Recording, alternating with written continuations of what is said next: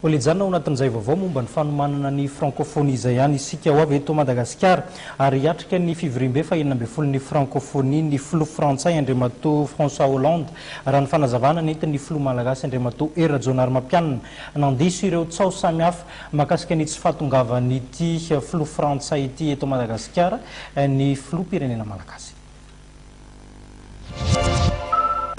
Sady ilazana amin'ny rehetrarehetra miliona ny rehetrarehetra ihany koa zany ka ilazana hoe any Madagasikara indray zany no mitodika ny masony rehetra sy ny sainy rehetrarehetra amin'ny faraparana ity volana novambra ity zany afaka andro vitsivitsy maromaro raha ny tena marina hiatrika indray ny fihaonana tampony francophonie zany. Betsaka ireo filoham-pirenena zay taty malaza hoe efa vonona zay efa ho avy efa niandry an'izay zany ka dia mifampitohy ireo zavatra ireo samy tombotso iraisan'ny rehetrarehetra daholo no hodiniana ao anatin'izany. Ity zao aty Marrakech ity dia ny fiovovan'ny toetrandro. Ny amin'ny francophonie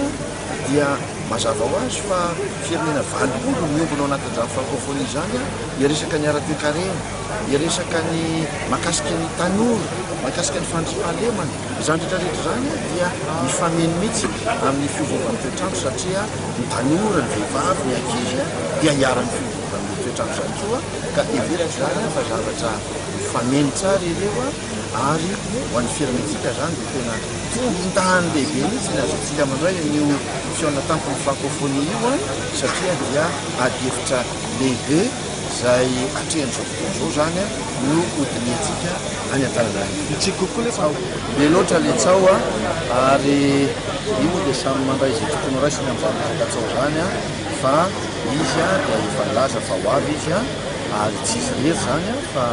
filoham-pirenena maro dia maro mbola tsy misy ohatran'izany hatramin'izay zany aloha hatreto ny filoham-pirenena anatrika fihaonana tampony any Madagasikara ohatran'io ho raisitsika.